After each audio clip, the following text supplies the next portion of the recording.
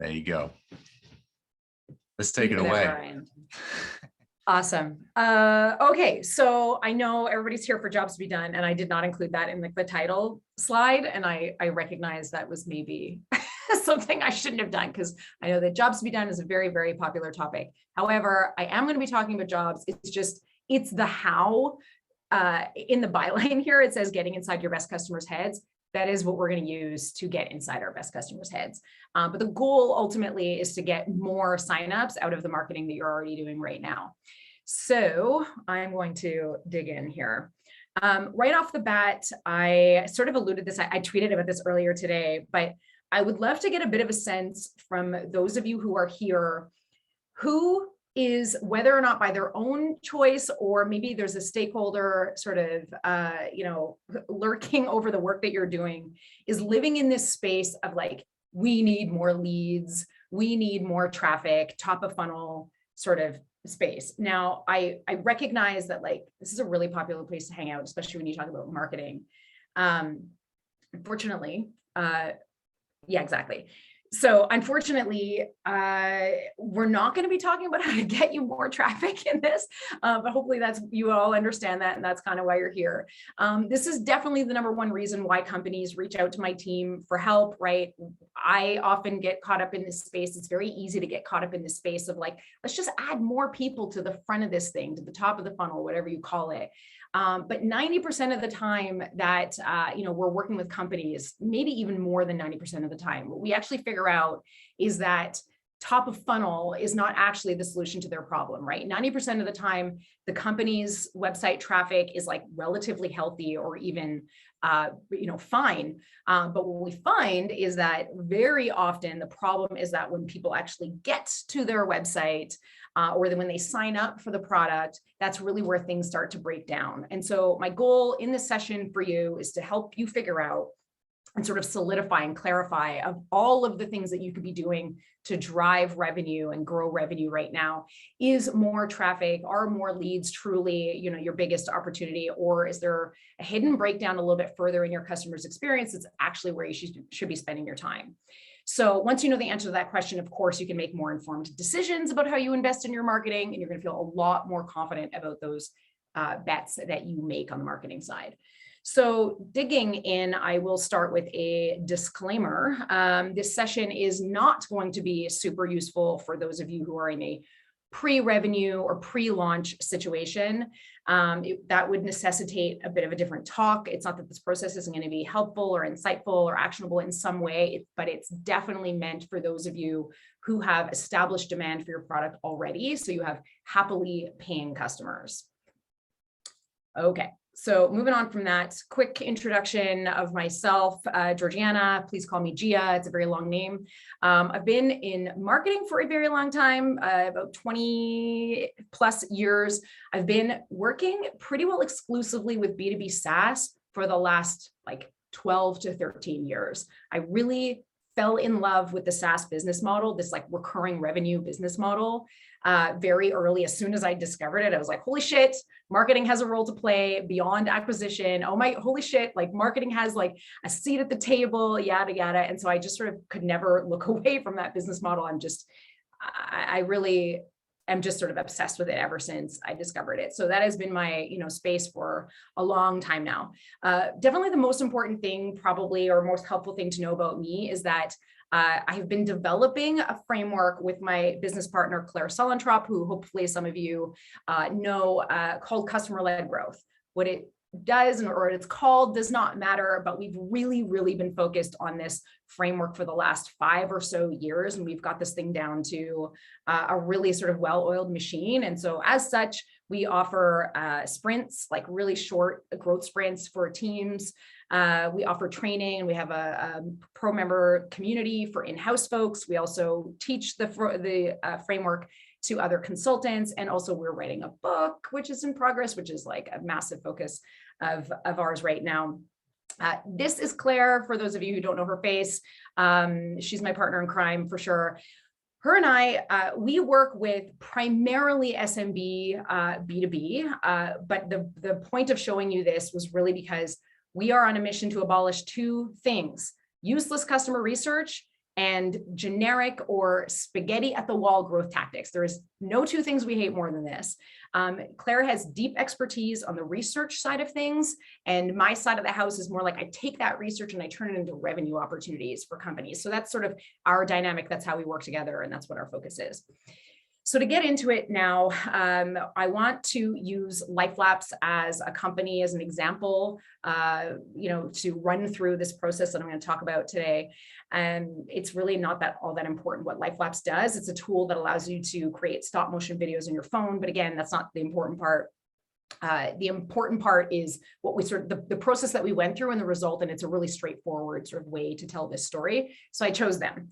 At the time when they reached out to us, they had tens of thousands of users, free users, and thousands of paying customers. And the opportunity or the problem challenge at the time, this when the CEO reached out to us, was that they wanted to start targeting more B2B customers versus being purely a B2C play. Obviously, hypothesis there being a greater LTV stands to reason. But similar to how I started this, the idea when the CEO came to us was, okay, we need to launch a PR strategy. We need to partner with influencers. What's the marketing that we need to throw at this opportunity? Now, I'll give you the spoiler right off the bat. We increased signups for LifeLapse within a very short amount of time by 93% by running through the process that I'm about to run you through. I just wanted to throw that right up front just so that you know that, yes, this thing actually does work. And I'll have some more examples at the end too. So the process looks very, very simple. It sounds very straightforward, and it is pretty straightforward once you understand what goes into each of them. First thing we're going to do is identify your ideal customers to learn from. Then we're going to learn what we need to learn from them, and then we're going to make some changes based on that learning. That's essentially the process that we're going to talk through. So diving in, we're going to figure out who it is that we need to learn from in order to get the answers to these questions on how can we get more signups for our product and drive more demand for our product without actually adding more marketing to the front end of this thing. So in order to learn what we need to learn from them, we need to listen to customers who fall into these three categories. Not all customers are created equally. You should not be prioritizing what your very demanding or unhappy customers want. Obviously, that stands to reason. So essentially what you're going to do is you're going to segment out a group of your customers that fall into these three buckets, and they're actually nested. So at the top level, they need to be paying customers. We all understand why, but the idea there is that they're getting continued value from our product as it exists today. The next thing is that they should be happy with your product as it is today. If you track NPS, these would be your high NPS customers. We tend to sort of describe them as these are the customers that you would have to pry your product out of their cold dead hands. These are the customers that we want to get more of, right? So that's the next group down. And then probably the most important, and the thing that gets often very much forgotten when doing this type of research, is they need to be your recent customers. So they need to remember what life was like before they found you. And generally we would say, if we would look in the 3 to 6 month range. So they've still paid you continually, right? They've gotten that continued value from your product, but they haven't been around so long that they forget the details of what it was like to have the problem that you solve. So for LifeLapse, we had a few hundred customers that fell into these buckets. And so we got to move forward with them based on that. And because we had a few hundred, we were able to take the next step, which was a straightforward survey. So uncovering why they bought your product, which I'll talk about actually. Here's where Jobs to be Done comes in here. So I don't know how many of you have seen this before. This is sort of a classic way to introduce why jobs is more valuable than personas and demographic data.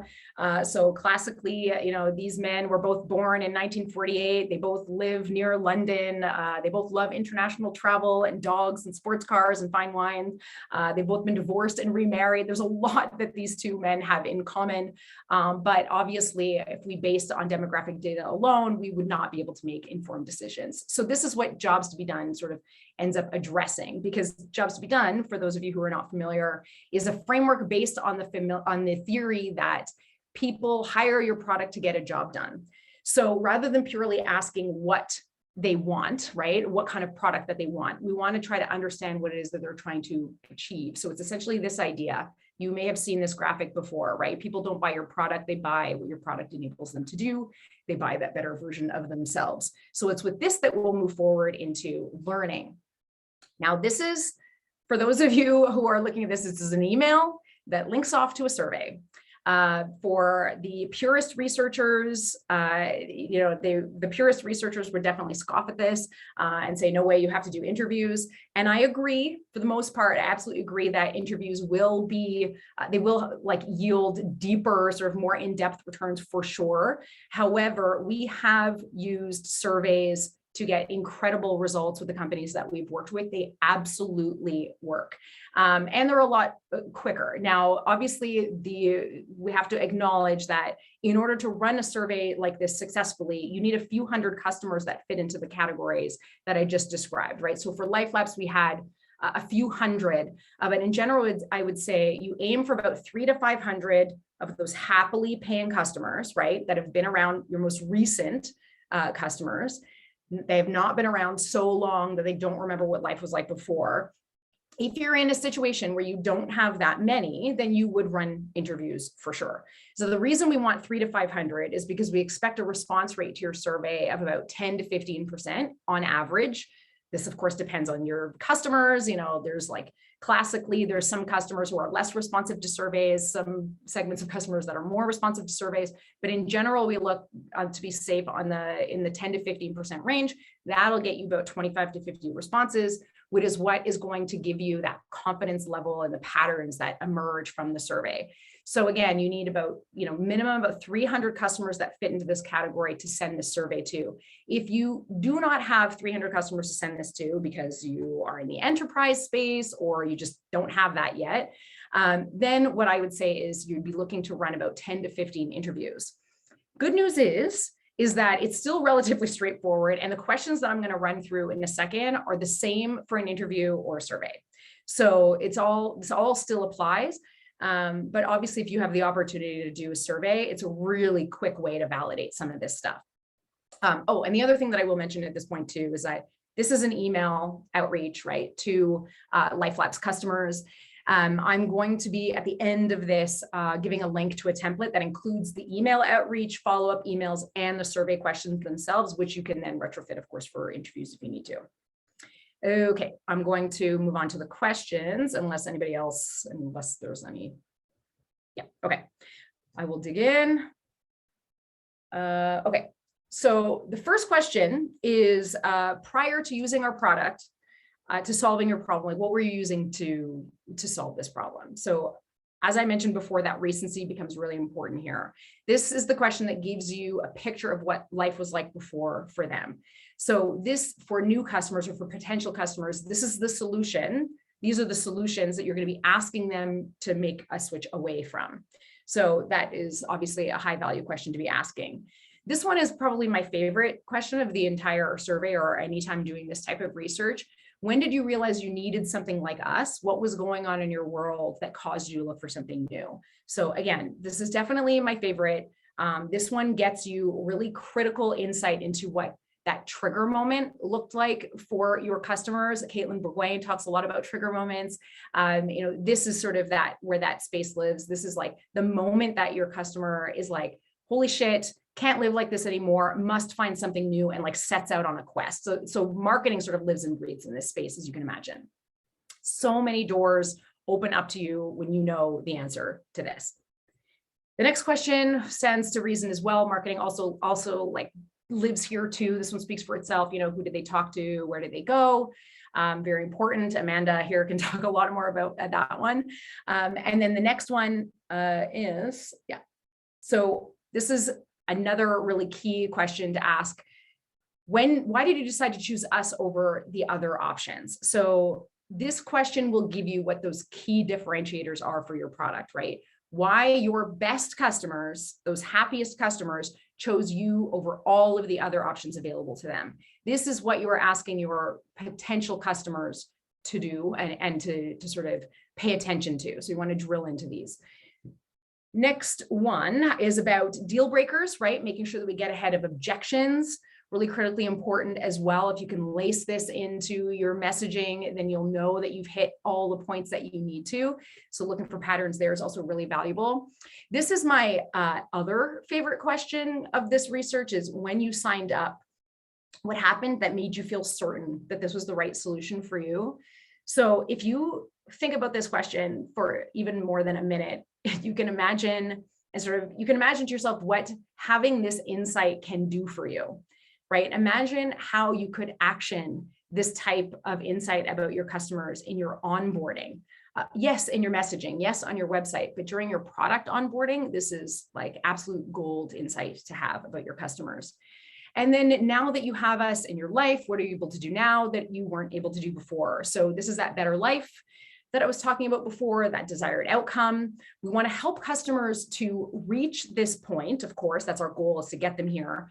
But also knowing the answer to this, we can also include this promise, right? This sort of, I don't like to use this expression because it sounds terrible, but like the carrot that we dangle, right? As we're telling them about what this solution, what we can do for them throughout their experience, whether or not it's, in your marketing, on your website, during your product onboarding, and even how you expand and evolve from this as well. So that is the last question of the survey, 7 questions. There's a good number of people here saying about how the other options thing, what were you going to do? Like, that's a great angle because the competitor angle is like pretty limited, right? So yes, who are the competitors? I was saying here in the chat that I recently had a client whose other option was either go on LinkedIn or hire a consultant to do research, which is like a really broad, that's a really broad solution set. And theirs is somewhere in the middle. Yes. Yeah, really interesting. The vast majority of companies that we work with actually, when we say like what solutions are you competing with, they will almost always list off direct competitors. And then when we do this research, what we actually find is that it's like alternative solutions, or like the old way, or like a spreadsheet. The classic one is the spreadsheet, right? Hey, just before we dive on, what percentage would you say of your customer or your client base are probably competing against not doing anything as well? Well, they're never not doing anything. Do you mean like manually solving the problem? I mean, I frequently speak to people, not necessarily our clients, but sometimes whose kind of alternative is, I'll just carry on. Yeah. How do you think about that? Actually, we are going to talk about that. That comes up like a refresh for sure. Right. That's a huge problem. I'll leave you to it. Yeah. That's a massive problem. So the idea from all those surveys, right, is that for each of these customers, we sort of have this picture, this documentary of how they met your product, and more importantly, how they met your product and how they fell in love with your product. One thing that I wanted to note too is that you may have noticed that all of those questions were open text. None of them were multiple choice. None of them had a drop down. None of that. We want that voice of customer. We want the words of the customers. We don't want to put words in their mouths, at all. So open text field responses is definitely what we're looking for. Okay, so this documentary that we have for all of these customers, now what we need to do is actually look for the patterns that emerge. So this is where things get like a bit nerdier and where spreadsheets come into play. So one of these is an Airtable base, one of these is a Google Sheet. It doesn't matter. You can absolutely use a Google Sheet.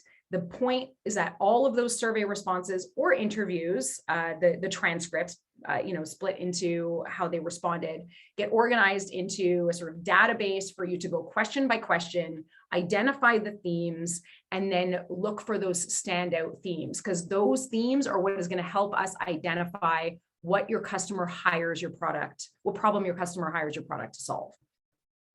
So chances are you are going to find about 2 or 3 standout groups, almost always. Sometimes you'll find even more than that, actually. And so a lot of times what will happen in the parsing process is like 6 groups will emerge.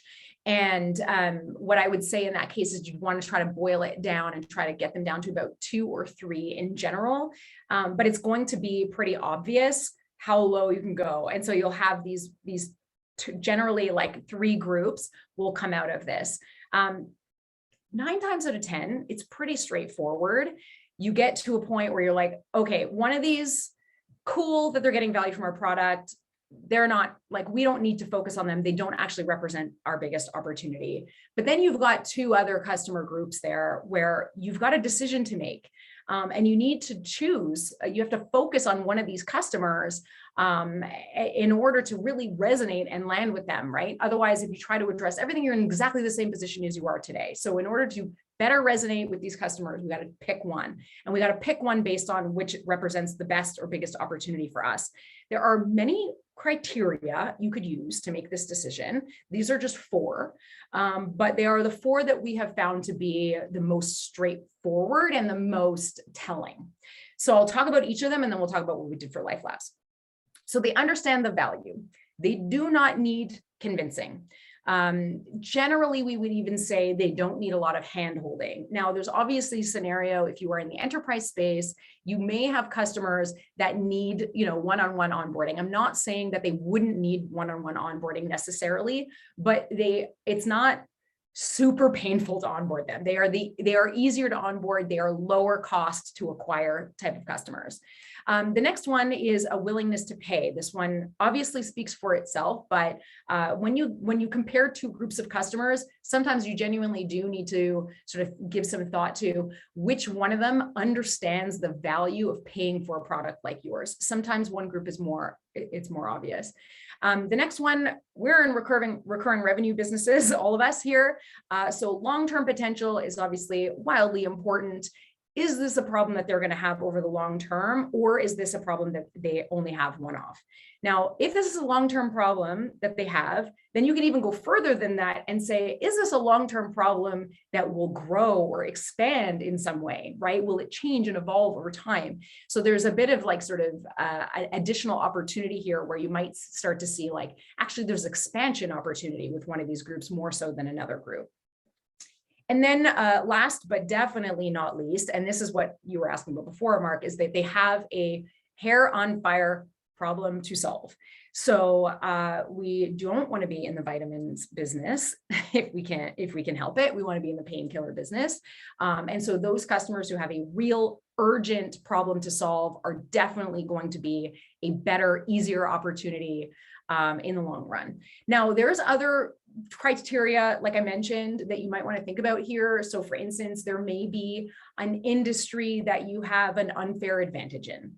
Or interestingly, sometimes one of these groups will congregate in ways that make them easier to market to. That might also be a reason why you want to choose one over the other.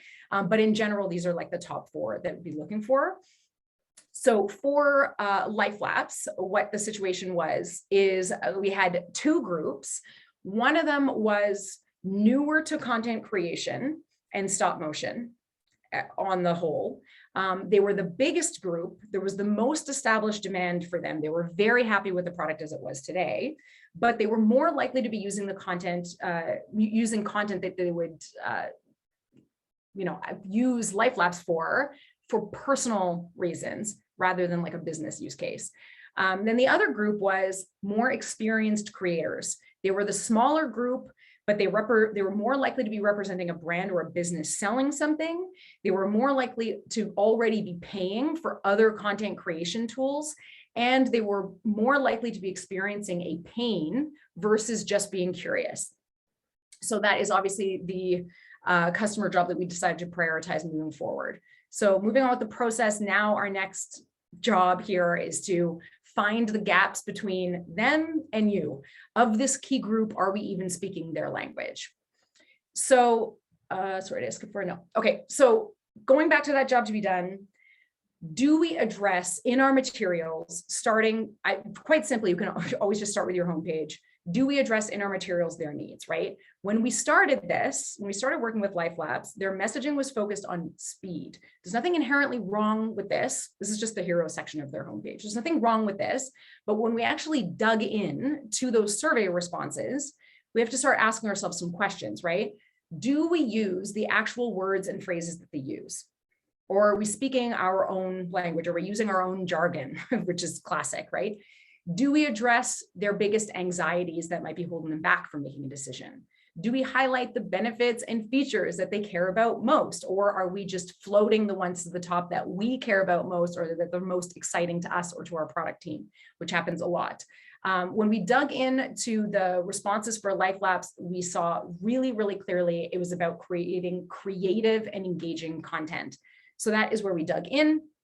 We came up, I was going to say, like, we wrote a new headline, but really we didn't write this. This is literally swiped right from these survey responses. But the focus here is on engagement, beautiful, eye-catching content. Still talk about speed, but it's not the focus. So bring your brand to life with beautiful, eye-catching videos, right? And like increase engagement is really the focus. There is a very stark contrast between these two. It's really obvious. Obviously, it was not the headline alone. We updated more than this, but this messaging on being focused on creating engaging content was where we drilled in. And I already told you what the results were. 93% increased signups on their website, and sales also increased by 19% as well, all within, I think it was under 2 months that this happened. So you got to remember here that the CEO came to us in that, like, we need more leads, we need more traffic headspace. A couple conversations, very simple survey. It was really clear that product marketing, right, the messaging was the real opportunity here.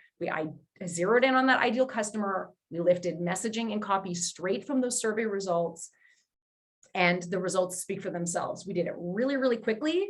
We spent no money on marketing, and no new marketing channels were introduced during this process.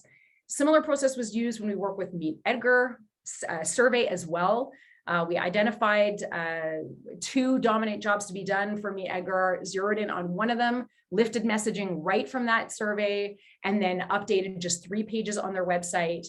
And their website conversion rate for trials increased 89%. But the even more interesting part of this is actually that the trial to paid conversion rate increased 40% as well. And we didn't touch the trial experience. We did nothing but update the website. So this tells you that it's a higher value, higher quality, better product fit customer coming through the front door. Not only are there more of them, but we were weeding out those bad fit or those, less quality fit customers for them. And so their trial to pay conversion rate went up. Autobooks, a similar process was used for autobooks. Interviews in this case were leveraged to update messaging for onboarding. The signups increased 65%, but what's actually not on this slide is also that their North Star feature usage also jumped up 300% as a result of focusing in on that job to be done for them. Sprout Social as well, they came to us wanting to increase the ROI of the marketing they were already doing in their SMB market. We took the research they were already actually conducting and learned what we needed to in order to update the onboarding, and then increased onboarding by 92%, really, really quickly there as well.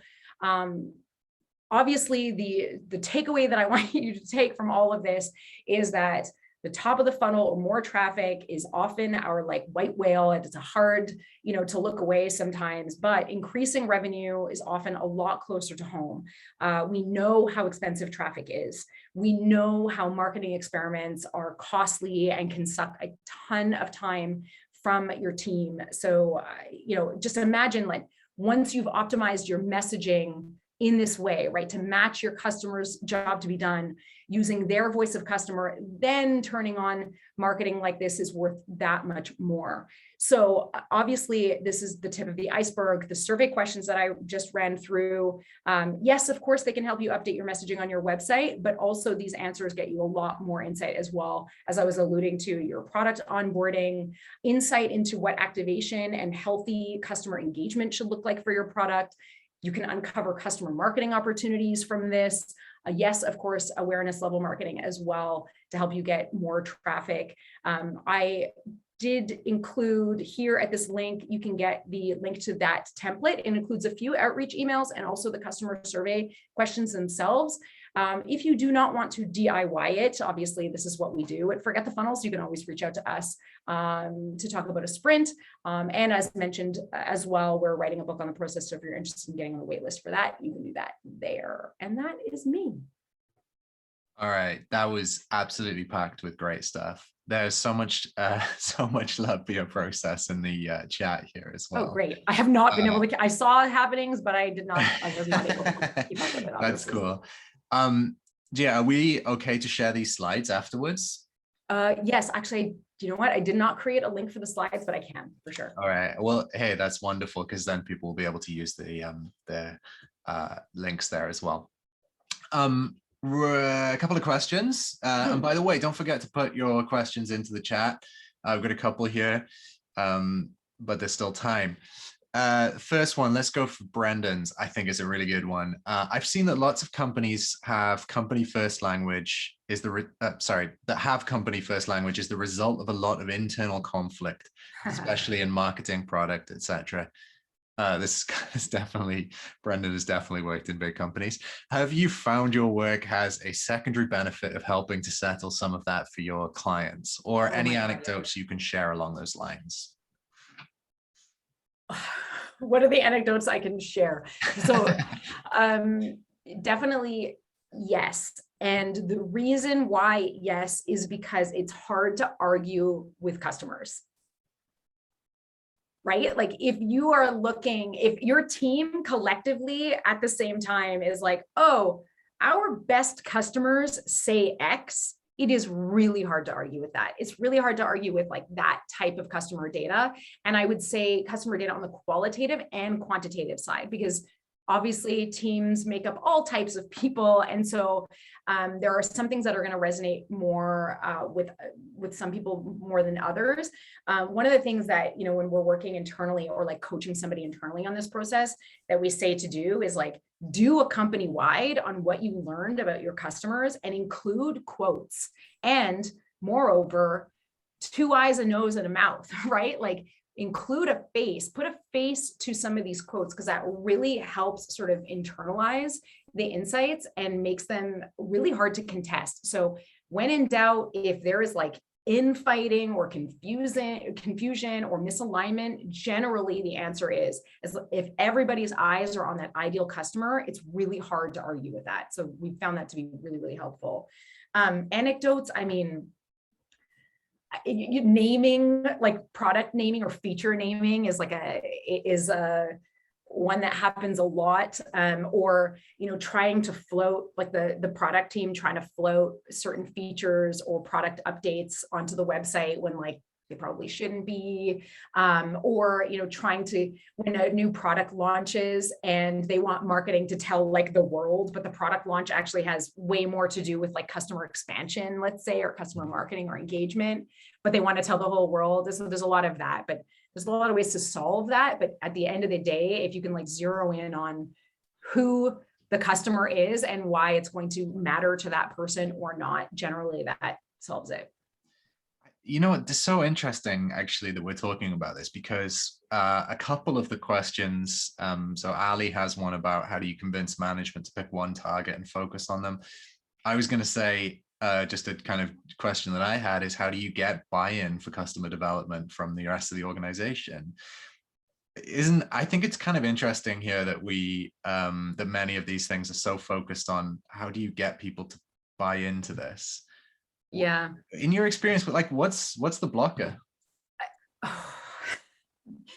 Wow, it's such a case by case basis, because it's different at every company. Some founders, I'll just go to the founder level, because that's generally where like the buck stops, so to speak. Some are more open to customer research than others. So there's a lot of very typical, not arguments, but like pushback for research. Like, we already did research, or we are our customer, or, you know, oh yeah, we've done that already and it hasn't helped, or whatever. And so generally how we try to get around that is to let them know, like, I'm speaking from like a service provider. Internally, it's a little bit different, but from a service provider standpoint, what I try to do is make it really clear that this is a really straightforward, really laser focused process. We are not looking to launch like a months-long research project here. We want to be laser focused on getting very specific results to get you really actionable things, things to implement. And generally that will address it. A lot of times too, it's as simple as having a conversation. And this again this is from my perspective, and obviously we can talk about like in-house scenarios and stuff as well.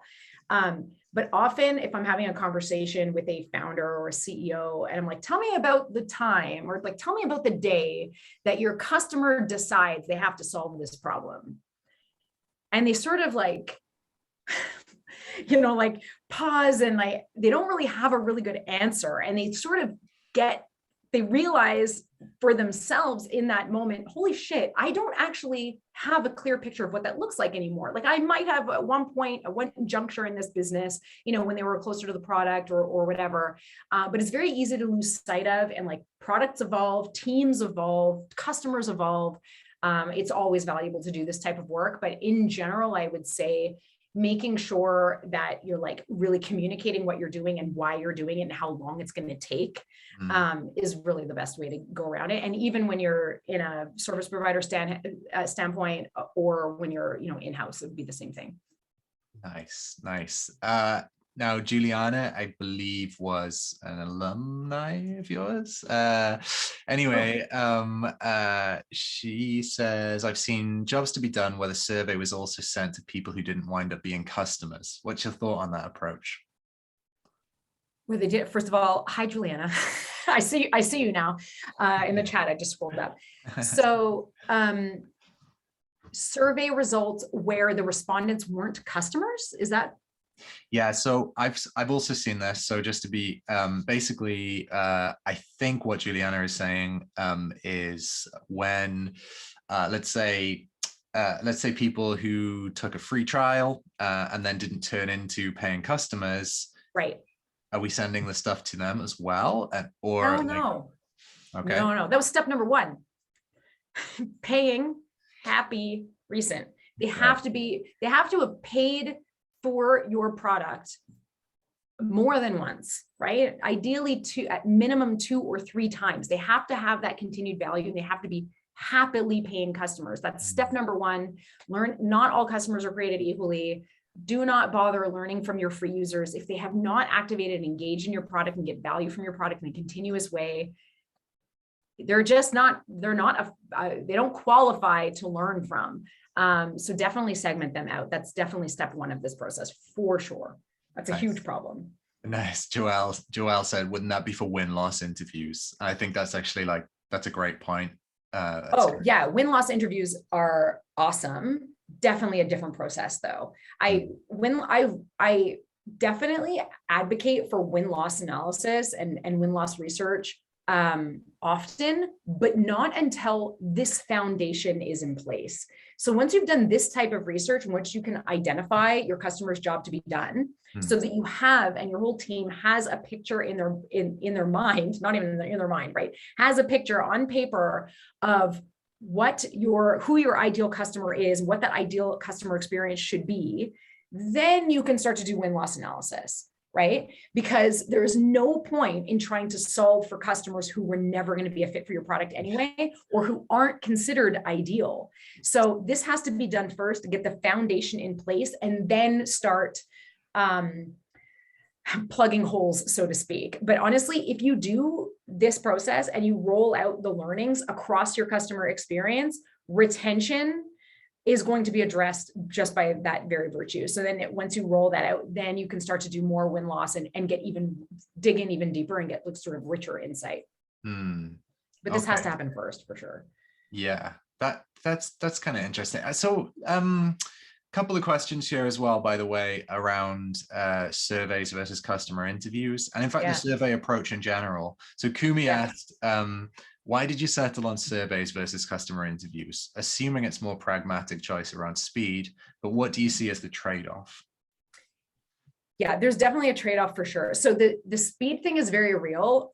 To go back to the question that you asked, Mark, about like, how do you get buy-in from naysayers? Like surveys tend to be easier to get buy-in on because they're quicker, because they're easier to roll out, because literally end to end in 2 weeks, you've got your answers, right? Like all you need to do is write the damn email, send the thing out, like build the survey, your responses are in within a week or two, one follow-up email, and you've got what you need. So it's a lot easier to get buy-in on that than interviewing multiple customers, which can take a lot longer to get buy-in on. They're a lot easier to fuck up, if I'm being honest, right? Interviews rely on your interviewing skills. Yeah. You better be a damn good interviewer. Like, you can't afford to mess any of them up. If you've only got 10 interviews scheduled and you botch 3 of them, well, like, what are you going to do? You have to go back and do it again. Like, they're very easy to mess up. They're very hard to get right. So that's another reason why you might want to go with surveys. That said, what I often do recommend is that you run a survey, and the last question in your survey is, would you be open to getting on a 20-minute call with us? If so, like, put your email in, and then that way you get your survey responses, you get to qualify who you reach out to for those interviews. You make sure they don't fall into that job to be done that you don't want to prioritize. They fall into that high priority job to be done, and that you can do the next level with them and actually get on a call. The payoffs are definitely the depth of understanding. And I would say that if you're going to roll out new messaging and a new messaging strategy based on surveys, treat it like a hypothesis. I mean, you would treat it like a hypothesis if it were interviews as well, but you definitely want to treat it as something that, like, you're validating by putting it out in the world. And there's lots of ways that you can validate it. You don't just have to update your homepage. You could run a paid campaign with an A/B test running on a landing page as a very easy way to sort of vet it and make everybody feel more comfortable before you update your homepage. Is another thing that you could do too. Okay. Let's come to Rosemary now. Rosemary asked, I work at a startup with fewer than 250 customers. So there would be less in the segment. Do you also recommend a survey approach to this group? I know you, by the way, I know you mentioned this a little bit earlier with the kind of the enterprise stuff, but it sounds like this is more of a startup with fewer than 250 customers than the enterprise thing.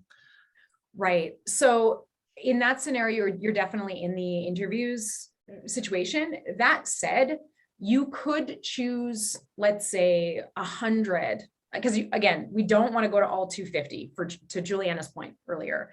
We can't just question all 250. You might end up with some bad fits in there, and it contaminates your data. So definitely you would want to zero in on that highest value group, call it, the top 100. And then what you could do is reach out to that 100 customers with a survey. And then do follow-up interviews in the way that I just described, adding that last question to the survey to get some people bought in, and to pre-qualify them to get on interviews with you. And then you would want to do about 10 to 15 interviews. The point of the interviews and the number of interviews is that you want to see really meaningful patterns in the responses. You don't want like 10 completely different people. If you have 10 completely different scenarios and 10 completely different struggles, then you need to keep running interviews until you find those patterns that emerge. But generally 10 to 15 is a good number. This is good. There's so many good questions coming in here that I oh my God, I feel like I need Claire. You're doing great. All right. I just want to come to one before I come to Katja's, which is being voted up, apparently. He's going to ask this. It's going to be a hard question from Katja, I have a sense. So Dan actually asked, before I go to Katja's, we get ghosted when we try to get surveys or interviews. Any problem offering incentives to get better response rates? Any suggestions? Thanks for the great insights today. Yes. So typically we don't recommend using an incentive. Generally, that is because I'm saying like typically, generally, like it depends, obviously is the answer, but generally your best customers want you to be successful. So if you're reaching out to genuinely your best customers, you should in general get a decent response rate to that, as long as your ask isn't crazy, right? Like, don't ask them for too much time. Make sure that they understand that you respect their time. Make that really, really clear in your outreach to them. One thing that I have seen work really well in a scenario where it's a little bit tougher to get buy-in for those interviews, and I throw this tactic out sort of like cautiously, but it can work, is offering to compensate them for their time. So you could offer to compensate them for their time and literally send them a check for whatever amount they deem appropriate for the amount of time that you take. Or even more interesting, potentially, is offer to make a donation in their name to a charity of their choice. that tends to be really motivating, depending again on the customers that we're talking about. But in general, I would say your best customers are invested in your success, and they should be able, if as long as the ask isn't too big, you should get a yes. Yeah. And if I can just add a little bit there as well from my own experience of being ghosted on surveys and interviews, I would also dive into why that's happening a little bit. So I have worked with, not at Powered by Search, but worked with a company where there was no real product market fit. And although the product actually did solve a problem, it just no one really cared about it. And it was really, really hard to admit that and to dive in on it, but it is worth everybody's time because we're using our lives here to do work, to dive in on that question. And although it might be painful, it is worth just kind of, maybe pursue a couple of your best customers and say, hey guys, like, what's the deal here? Let's get real. Yeah. Real talk. Yeah. Katya's question, let's come back to that one. Have you ever seen interview-based research go horribly wrong? Did any companies then come to you to fix the mess? That's a good question.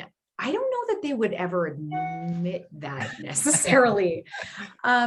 So I have definitely seen, on both sides, interviews side and surveys side, I have seen it go horribly wrong. One of the reasons why surveys often go wrong, actually, you know what, research in general, customer research in general, is because of bandwagoning. So often what can happen is, like, if the marketing team wants to run a customer survey and they, talk about it at an all hands or something, and then the product team's like, wait a minute, we're running a customer survey, or like we're doing user interviews or whatever. And then customer success and sales pipe up and they're like, wait a minute, so it can get hairy if you've got a lot of stakeholders trying to all bandwagon onto the same research project. And so making sure that it's really clear what outcome you're looking for is definitely the name of the game. Like, it doesn't matter which team runs the research, and sometimes it might even be just easier or more straightforward to have the product team do it, for example. But as long as you know what questions are being asked and you know what's trying to be learned and you can understand what the outcome is going to be and how you can leverage it, then you can leave them to sort of run it. And similarly, it goes both ways, but definitely bandwagoning.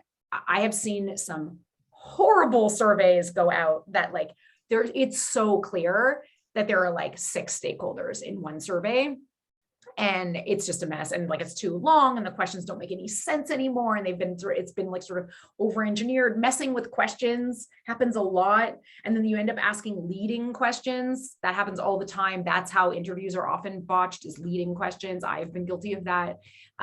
So there's a lot of ways to get it wrong, and just making sure. That's why the survey, the template, obviously I would take advantage of, because those questions have been very, very vetted.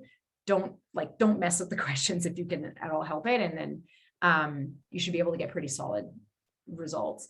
There's interview questions as well that we have, that if anybody's interested, you can shoot me an email, and I can send those as well in a follow-up. Yeah, that's great. Mike Carr asks, any examples of other ways the results of the surveys or interviews impacted strategy apart from messaging on the landing page? Hell yes. Yeah, hit us. Onboarding, marketing campaigns, expansion campaigns, across the board. Honestly, that's sort of an ode a bit to the jobs to be done framework, because this research is focused on identifying customers' jobs. You can go many directions with it. One of the most obvious directions for marketing to go with it is a new messaging strategy, which is what I talked about today.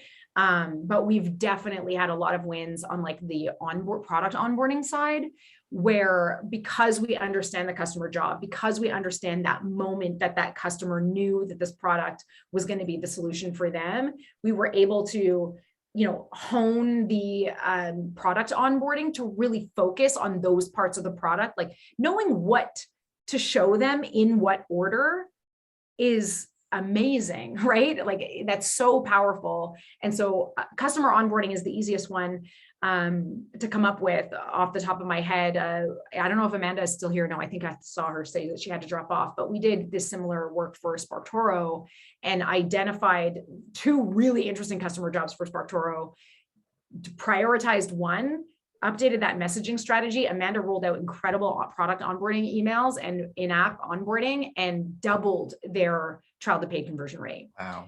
So like, yeah, the answer is yes, for sure. On the like awareness side of the marketing equation, there too, generally what will happen is in those responses, because it's raw voice of customer, right? Like there's no drop down list, it's all open text field. Generally, you can do a pass on those survey responses. We put together generally what's called like voice of customer guide, where we put all of the good VOC into like one big long document. You can go over that document with the lens of like awareness or like content or expansion or whatever, and go over it and find all kinds of opportunities. Generally, we would advocate for mapping the customer experience, identifying the milestones that your customer goes through, right? Because once you have this information, you can figure out what that customer experience is. You can identify those milestones, and then you can identify KPIs for those milestones. And then you can really start to drill in. That's customer-led growth. That's like where this shit really sort of hits the road, so to speak, in terms of like measuring what you're doing and really being focused on the strategies that you roll out. Way more than just on the website side of things, but building awareness, onboarding, engagement, expansion, growth and stuff as well. So the answer is yes. And I mean, that would be a whole other thing. We could do a whole other talk on that. Well, we should do that in a couple of months' time. Yeah. Okay. I think just one more question, and this one's for me. Okay. Tell me a little bit about, if you can, how you kind of set this up to be. Do you set this up to be like an ongoing thing, and what's the cadence of that, and what's the practical stuff on organization?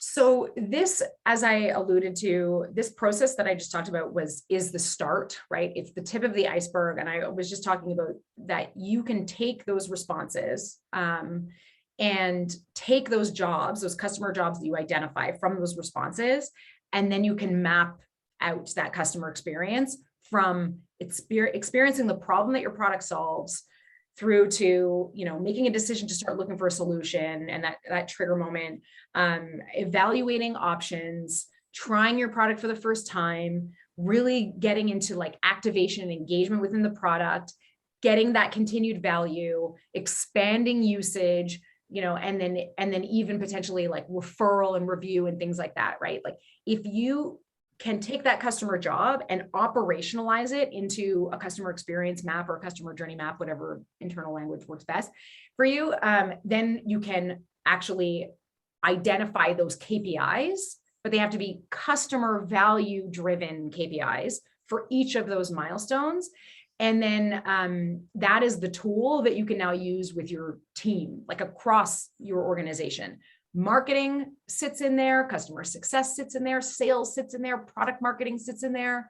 There's a lot of ways that your team can then use that customer experience map and like solve for those KPIs based on what it is you're doing today, what the ideal customer experience is, and then figuring out what are the biggest sort of growth levers to get you from, where you are now to where you need to be for this customer. And there's all kinds of ways to do that. So I'm talking about the 30,000 foot view of your customer, and then making those decisions. Once you drill in, once you're like, you know what, our product onboarding, we've got to fix this thing. Well, then you drill in to that stage of your customer experience and really figure out like, okay, product activation for our customers means they use our product in this way for the first time and that way for the first time. And so now we're going to create a solution for them. And then you drill in there and then you can keep going. Generally, I would recommend doing this type of research, maybe twice a year, minimum once a year, to sort of validate that you're still on that right path. But there's no point in running this research over and over again without actually operationalizing it in some way, so that your team has that like sort of foundational piece to dig into and continue to iterate on. And as a shared space to also add context for the stuff that they're learning inside of their teams, which is really, really valuable too. That was great, and great way to end the session. Thank you so much for your time today. We'll get these slides out. Actually, you know what? It's gonna be early next week, because this is the last thing I've got to do before heading off for a long weekend. Apparently, we're celebrating the Queen's 70th year on the throne. Personally, I'm not. I'm just enjoying the holiday. So awesome. Enjoy. We'll get that out early next week. Thanks so much for your time. Yeah, absolutely. Thanks. It was Pleasure. really fun. Take care, everyone. Bye all.